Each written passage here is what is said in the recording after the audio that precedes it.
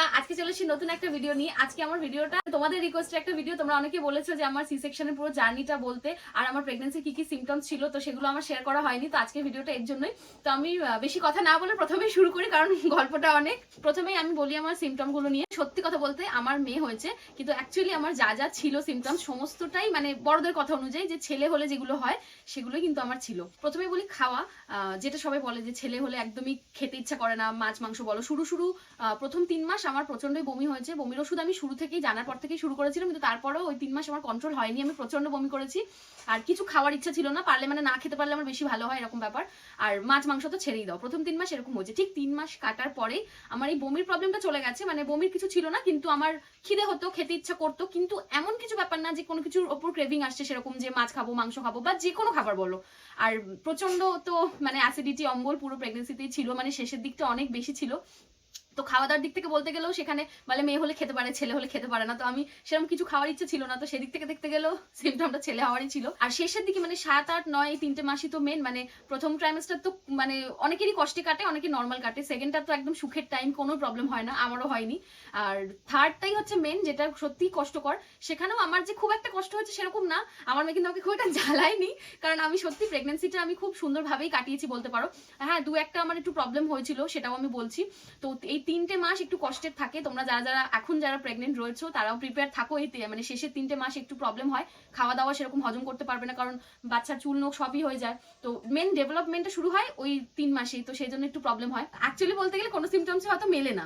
আর আর তারপরে আসি, মেন হচ্ছে ঘাড় কালো হয়ে যায়, তারপর আন্ডারআর্মস কালো হয়ে যায়। এগুলো হলে বলে কি ছেলে হয়, সেটাও আমার মিললো না। মানে আমার হয়েছিল নাভির ওপর মানে পেটের মধ্যে একটা দাগ যায় কালো রঙের, যেটা লিনিয়া নিগ্রা বলে হয়তো। তো সেটাও একদম মানে যেরকম ছেলে হলে যেটা হয় সেরকম। নাভি যেটা বড়রা প্রত্যেকে মানে বাড়ির আমার বড়রা যারা দেখেছিল তা কিন্তু সবাই বলেছিল যে ছেলে হবে। আর পেটের শেপটা বলে মেয়ে হলে পেটটা একদম গোল ছড়িয়ে মতো হয়, আর ছেলে হলে একটু চোখা মতো মানে সামনের দিকে এগিয়ে যাবে। আমার পেটটা কিন্তু সেরকমই ছিল, সামনের দিকে এগোনো ছিল। আর এই সাইড দুটো একদমই আমার সেরকম বাড়েনি। মেন হচ্ছে এইগুলোই থাকে সিমটমস, যেগুলো আমরা জানি, টুকটাক যেগুলো জানি সেগুলোই শেয়ার করলাম। মানে মোট কথা আমার যা ছিল সমস্তই আমার ছেলে হওয়ার সিমটমস ছিল, কিন্তু আমার ক্ষেত্রে কোনোটাই মিললো না। তো হাই বন্ধুরা, আজকে তোমাদের আমি এমন একটা অ্যাপ্লিকেশনের ব্যাপারে বলবো যার নাম 1xBet। আমি আর আমার বউ মাঝে মাঝে 1xBet খেলি, কারণ জানো, কারণ এখন না মার্কেটে ট্রাস্ট খুঁজে পাওয়াটা অনেক বেশি ইস্যু হয়ে গেছে। তো 1xBet হচ্ছে এমন একটা ট্রাস্টেবল অ্যাপ যেখানে আরামসে তোমরা ট্রাস্ট করতে পারো আর টেনশন ফ্রি থাকতে পারো।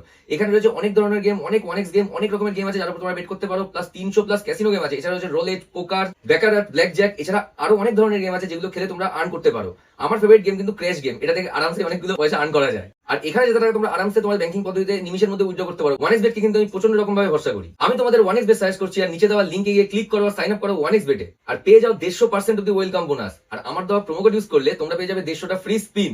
এই অপরচুনিটি ছেড়ো না, তাড়াতাড়ি করে অপরচুনিটিকে ধরো। তো 1xBet এ সাইন আপ করো। ও, আমার মাঝখানে সুগার এসেছিল আমার প্রেগনেন্সির মধ্যে, সেটাও তোমরা ভিডিওতে দেখেছো। আমি বলেছি যে ঘরোয়া উপায় কিভাবে সুগারটা কমাবো, আমি কিন্তু সেভাবেই কমিয়েছিলাম। আর আমার বেবিও পুরোপুরি সুস্থ ছিল, আমিও সুস্থ হয়ে গেছিলাম। তো তোমরা যদি সেই ভিডিওটা আবার দেখতে চাও, প্রোফাইলে গিয়ে দেখে নিও, আছে ভিডিওটা, তোমরা হয়তো উপকার পেতে পারো। এবার আসি হচ্ছে যে বেবি ডেলিভার করার দিকে আসি। আমার 37 সপ্তাহতেই আমার মানে প্রচন্ডই ব্যথা উঠে গেছিল পেটে। হঠাৎ করে মানে সকালে উঠেছি, খাওয়া দাওয়া করেছি, মানে ব্রেকফাস্টটা করেছি, ঠাকুর ঘরে গেছি, সেই থেকে আমার পেটটা অল্প অল্প করে ব্যথা করছে। তার আগের দিন না, মানে তার কয়েক সপ্তাহ আগে আমার একটা ব্যথা উঠেছিল, মানে সেটা 5 থেকে 6 ঘন্টা স্টে করেছিল। আমার সহ্যের মধ্যেই ছিল, ওই একটা হয়েছিল ব্যথা। তারপরে ঠিক 37 সপ্তাহে আমার ওই শুরুতে সকাল থেকে ব্যথাটা শুরু হলো। ওটা অনেকক্ষণ স্টে করেছে। আর ঠিক ওই ব্যথাটার জন্যই আমাকে কিন্তু হসপিটালে ভর্তি হতে হয়েছিল, কারণ আমি ডাক্তারকে ফোন করা হয়েছিল। ডাক্তার বললো যে যেহেতু সময় হয়ে এসছে তো ভর্তি করে দেওয়ার জন্য। তো আমি ওখানে গেলাম, যাওয়ার পর ভর্তি নিয়ে নেওয়া হলো। কিন্তু অ্যাকচুয়ালি ওটা আসল পেন ছিল না, ওটা ডাক্তার বললো কি ওটা মানে ফলস লেবার পেন ছিল। কিন্তু সেটা এতটাই হয়েছে আমরা তো জানি না, কিছু বুঝতে পারিনি। তো আমি অ্যাডমিট হয়ে গেছিলাম। তারপর আমি 13 দিন ভর্তি ছিলাম, একদম সুস্থ সবল আমি ছিলাম। যারা তোমরা সেই সময় কমেন্ট করছিলে, আমার কিন্তু কোনো অসুবিধা ছিল না। ব্যথাটা আমার উঠেছিল, আর সেই দিন সন্ধ্যেবেলাতেই আমি একটু ঘুমিয়ে পড়েছিলাম ওখানে অ্যাডমিট হওয়ার পরে। তো ওই ঘুম থেকে ওঠার পরে আমার ব্যথাটা কিন্তু টোটালি বন্ধ হয়ে গেছে। তারপর যে আমি 13 দিন ভর্তি ছিলাম, সেই 13 দিনে আমার কোনো ব্যথা ছিল না, কোনো প্রবলেম ছিল না। আমি একদম সুস্থ সবল অবস্থায় হসপিটালে ভর্তি ছিলাম, এটার জন্য যে যদি আমার নর্মাল ডেলিভারি হয়, যার জন্য আমাকে ডাক্তার ভর্তি রেখেছিল 13 দিন, যে যদি আবার হঠাৎ করে পেন ওঠে তো আমার আবার যেতে প্রবলেম হবে, তার জন্য আমি হসপিটালেই ছিলাম। কিন্তু মানে আমার মেয়ে এতটাই সুন্দর রিল্যাক্স ছিল আমার পেটের ভেতরে, ওই একটু আমাকে কষ্ট দিয়ে হসপিটালে রেখে আর ও কোনো কিছু করলো না, কোনো ব্যথা উঠলো না আমার, কিছু না। আর শুরু থেকে কিন্তু আমার মানে একটা মনের ইচ্ছা ছিল, ওই বাড়ির লোক যেহেতু বলেছিল যে নর্মাল হলে শরীরের জন্য ভালো, তো অনেকটাই সেরকম প্রিপারেশনই নিয়েছিলাম বলতে পারো। যে হাঁটাহাঁটির ব্যাপারটাও ছিল, তোমরা দেখেছো যে আমি হাঁটতে যেতাম, হাঁটতে গেলে ওটাও একটা ব্যাপার যে মাথাটা নিচের দিকে আসে বাচ্চার, সেটাও একটা সুবিধা নর্মাল ডেলিভারির জন্য, এটাই পজিশন হওয়া উচিত। তো আমার সেটা প্রথম থেকেই মানে অনেকটাই আগে থেকে সেটা চলেছে। 6-6.5 মাসের মধ্যে একদম সেফালিক সিচুয়েশনে চলে গেছিল বেবি। তার উপর হাঁটলে শরীরও অনেক ভালো থাকে। তোমরাও যারা যারা আছো এই সময় অবশ্যই হাঁটা চলাটা করো, কাজ করো না করো, কারণ অনেকের অনেক প্রবলেম থাকে, কাজ করা যায় না কিন্তু হাঁটা চলা করা যায়, অসুবিধা কিছু হয় না। তার উপর মানে আমি যখন ওখানে গেছি, ওখানে অনেকে নর্মাল ডেলিভারি হচ্ছে, নর্মালের যে ব্যথাটা হয়, আমার যে ব্যথাটা উঠেছিল আমি কিন্তু কষ্ট পেয়েছিলাম, সত্যি কথা বলতে আমার কষ্ট হচ্ছিল, তবুও বলবো আমার সহ্যের মধ্যে ছিল। কিন্তু আমাকে ওখান থেকে মানে ডাক্তার বললো আমার যে ব্যথাটা হয়েছে সেটা আমার ধরো 20% হয়েছে, আরো 80% ব্যথা হবে, তারপর বেবি ডেলিভারি হবে, এরকম ব্যাপার। তো এটা শুনে তবু আমার তখন আমার মনে জোর ছিল, মানে প্রায় কিছুদিন এটার জন্য আমি অপেক্ষা করছিলাম যে আমার কখন পেন উঠবে, আমার তাহলে হয়ে যাবে বেবিটা। কিন্তু আমার পরের দিকে আমি যখন সবার হচ্ছে, যখন সবার ব্যথা, ওই চিৎকার শুনছি, মানে মেয়েরা যেভাবে চিৎকার, মানে আমি রয়েছে এক রুমে, অন্য রুমে চিৎকার হচ্ছে, সেটা শোনা যাচ্ছে, এইসব শুনে না আমি একটু ভয়ও পেয়েছিলাম। তারপর বাবাই হয়তো সেটা বুঝেছিল, মানে ও তো আমার সাথে যেত, রোজই কথা হতো, তখন মানে একটু একটু শেয়ার করছিলাম ওকে সবকিছু, যে এরকম এরকম হচ্ছে, ব্যথা হচ্ছে, এরকম চিৎকার করছে, মানে খুব কষ্ট। যাদের হয়েছে তারা বলেছে যে মানে মানে নর্মাল ডেলিভারিতে এটাই ব্যাপার যে প্রথমে তোমার ওই 2 ঘন্টা কষ্ট পাও, কি একদিন বা সারা রাত কষ্ট পাও, ওটাই কষ্ট, তারপর কিন্তু আর কোনো কষ্ট নেই, এটা বল। কিন্তু সেই কষ্টটা এতটাই কষ্ট, তো আমি কোথাও গিয়ে হয়তো মানে ভয় পেয়ে আমার মনের জোরটা হারিয়ে ফেলেছিলাম। আমি সেটা বুঝতে পেরেছি, তখনই আমি বললাম, আমি বাড়িতে এসে বলেছি যে না, ওর যে মনের জন্য গিয়েছিল সেটা অলরেডি ভেঙে গেছে, ডাক্তারবাবুকে বলতে যে সিজারের জন্যই। হ্যাঁ, কিন্তু আমার যদি তার মধ্যেও ব্যথাটা উঠে যেত তাহলে আমাকে কোনোভাবেই ছাড়তো না ডাক্তাররা, তো সেখানে নর্মাল ডেলিভারি হতো, যেটা আমাদের শরীরের জন্য ভালো, ডাক্তার তো সেটাই করবেন না। তো কিন্তু আমার ব্যথাটাও হয়নি, মানে আমি আলটিমেট বেঁচে গেছি না আমার ক্ষতি হয়ে গেল, আমি কিছুই বুঝলাম না। এবার আসি হচ্ছে আমার সি সেকশনের এক্সপিরিয়েন্সটা বলি কিরকম। সত্যি কথা বলতে আমি ভাবিনি যে এতটা কষ্ট হয়। আমি জানতাম যে পেট কাটে বাচ্চা হয়ে যায়, একটু ব্যথা তো অবশ্যই হয়, সেটা নিশ্চয়ই ঠিক হয়ে যায়, সবাই যেভাবে সেরে যায়, আমি এটাই ভেবেছিলাম, আমি জানতাম না যে এত কষ্ট হয়। তো আমি পুরোই মানে অথই জলের মধ্যে পড়ে গেছিলাম। যখন আমার যেদিন ছিল ডেটটা, প্রথমে আমার মনে খুবই জোর ছিল, আমার কোনো অসুবিধা ছিল না, আমার ওটিতে নিয়ে যাওয়ার আগেও আমার মনের মধ্যে কোনো ভয় ছিল না, উল্টে আমি ভীষণ খুশি ছিলাম আমি যে যাক বাবা, আজকে অ্যাটলিস্ট আমি দেখতে পারবো, এতদিনের একটা অপেক্ষা। আর একটু শরীরও খারাপ ছিল শেষের দিকটা, মানে খেতে পারতাম না একদম, খুব প্রবলেম হতো, খাওয়া দাওয়ার দিক থেকেও অসুবিধা ছিল। আর যেহেতু আমি 13 দিন ধরে ভর্তি ছিলাম, মানে আমি চাইছিলাম যে কতক্ষণে আমার ডেলিভারিটা হবে, আমার আর আমি জানি যে হওয়ার পর আমাকে কিছুদিন থাকতে হবে ওখানে, তো সেই জন্য একদম মানে মানসিকভাবেও ভেঙে যাচ্ছিলাম, একদমই ভালো লাগছিল না। তো সেই জন্য ওই দিনটা আমি ভীষণ খুশি ছিলাম যে আমি অ্যাট লাস্ট দেখতে পাবো ওকে। ইঞ্জেকশনে তো ভয় পেতামই, শুরুতেই এখানে একটা ইঞ্জেকশন দিয়ে দিল, যেটা মানে সারা হাত জ্বলতে জ্বলতে গেল। তার উপর তো এখানে করা হলো, চ্যানেল করা হলো, সেটাও আমার প্রথমবার, আমি কোনোদিনও এরকম মানে এতটা হয়নি। তো সেগুলো সব হাসি মুখে সহ্য করলাম যে ঠিক আছে, আমি জানি এগুলো সবার সাথে হয়, এগুলো হবেই, কোনো ব্যাপার না। তারপর ওটিতে গেলাম, একটু টেনশন হচ্ছিল, আর আমার পুচকেও তখন খুব নাচানাচি করছিল, মানে ও খুশি ছিল আর আমি একটু টেনশনে ছিলাম, আর আনন্দটা অনেক বেশি ছিল। তারপর যখন ঢুকলাম, দেখলাম চারদিক ঘুরে ঘুরে দেখলাম যে ওটি কেমন হয়। তারপর ওখানেও আমার বাবাই তো ওখানেও ঢুকে গেছিল, যেহেতু বাবার একটু চেনা জানা ছিল, মানে অনেকটাই ওখানে দেখতে পেলাম, একটুখানি ভালো লাগলো যে ঠিক আছে, তার মানে এখন অব্দি আমি সেফ জায়গায় আছি যেখানে বাড়ির লোকের সাথে দেখা হতে পারে। যখন ভেতরে ঢোকালো, প্রথমেই তো বললো বসো সোজা হয়ে, একটা ইঞ্জেকশন দেওয়া হবে। তখন আমার মনে প্রচন্ড জোর, বললো পিঠটা রিল্যাক্স রাখো, কেন স্টিফ টিপ করো না পিঠটা। তখন আমি হেভি খুশির মধ্যেই আছি যে ঠিক আছে আমি সহ্য করে নেবো, আমার মনের জোরটা ছিল তখন অব্দি। কিন্তু যখন ইঞ্জেকশনটা দিল, আমি কিন্তু শুনে গেছিলাম যে ইঞ্জেকশনটা দিলে লাগে না, অনেকেই আমাকে কয়েকজন বলেছিল যাদের হয়েছে যে ইঞ্জেকশনটা কিন্তু লাগে না।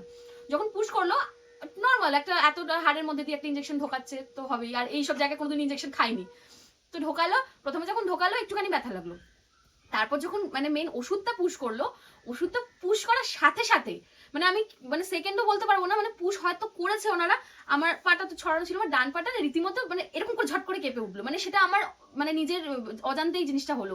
তখন আমি বুঝলাম তার মানে ওষুধটা আমার শরীরে পুশ হচ্ছে, এবার হবে। তারপর আমাকে শুয়ে দিল, শোয়ানোর পর তো হাতগুলো সোজা করে কি সব কি কত কি লাগিয়ে দিল, বুঝতে পারছি চারদিকে টি টি টি করে শব্দ হচ্ছে।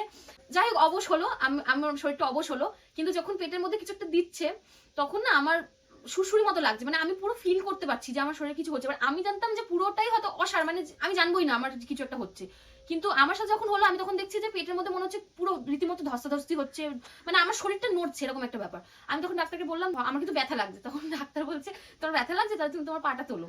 পাটা তুলছি, পাটা কিছুতেই মানে তুলতেই পারছি না, উঠছেই না, আমি উঠছে না, বলছি তাহলে। তারপর হাতে টিপে বোঝালো যে জাস্ট হালকা করে করলো, বললো এটা তুমি বুঝতে পারছো, তুমি লাগছে না কিন্তু বুঝতে পারবে। তারপর জোরে টিপলো, বললো এটা লাগছে তো, আমি হ্যাঁ, বলছি এরকম লাগবে না, পেটটা দেখো, পেটের মধ্যে এরকম লাগবে না, কিন্তু তুমি সবটা বুঝতে পারবে। তখন আমার একটা ভুল ধারণা কাটলো যে এরকম কিছু হয় না। যাই হোক, তো এরকম হওয়ার পরে তারপর তো পেট কেটে বেবি বেরিয়ে গেল, বেবি কাঁদলো, আমি শুনতে পেলাম। তারপর যখন আমাকে বেবিকে দেখানো হলো, আমি তখন চোখে ঝাপসা দেখছি, অতটা বুঝতে পারছি না, চোখ পর্দা ছিল।